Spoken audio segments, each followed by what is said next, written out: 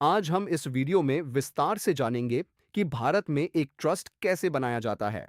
Trust एक कानूनी व्यवस्था है जिसमें एक व्यक्ति अपनी संपत्ति किसी दूसरे व्यक्ति या समूहों को किसी तीसरे पक्ष के लाभ के लिए सौंपता है। भारत में मुख्य रूप से दो तरह के ट्रस्ट होते हैं। पहला, प्राइवेट ट्रस्ट, जो परिवार या खास लोगों के लिए होता है और इंडियन ट्रस्ट्स एक्ट 1882 के तहत आता है। दूसरा, पब्लिक ट्रस्ट, जिसे धर्मार्थ यानी चैरिटेबल ट्रस्ट भी कहते हैं, जो समाज के कल्याण के लिए बनाया जाता है।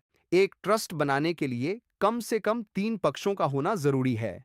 पहला, सेटलर, जो ट्रस्ट बनाता है और संपत्ति दान करता है। दूसरा, ट्रस्टी, जो ट्रस्ट का प्रबंधन यानी मैनेजमेंट संभालता है।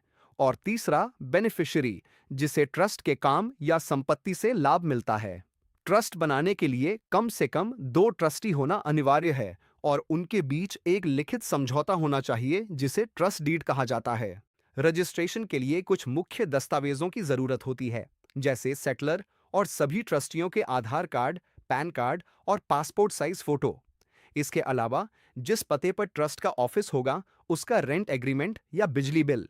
और सबसे महत्वपूर्ण, ट्रस्ट डीड। इस डीड में ट्रस्ट के उद्देश्य, ट्रस्टियों के अधिकार और काम करने के नियमों का पूरा विवरण होता है। ट्रस्ट बनाने की प्रक्रिया के लिए सबसे पहले ट्रस्ट डीड को नॉन जुडिशियल स्टैम्प पेपर पर ड्राफ्ट किया जाता है। इसके बाद सेटलर और ट्रस्टियों को दो गवाहों के साथ सब रजिस्ट्रार के कार्यालय में उपस्थित होना पड़ता है।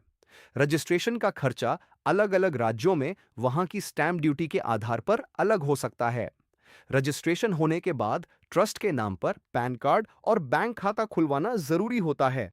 अगर आपके मन में ट्रस्ट रजिस्ट्रेशन, टैक्स छूट यानी 12A और 80G सर्टिफिकेट या किसी अन्य कानूनी समस्या से जुड़ा कोई भी सवाल है, तो आप अभी lorato.com पर सलाह ले सकते हैं। धन्यवाद।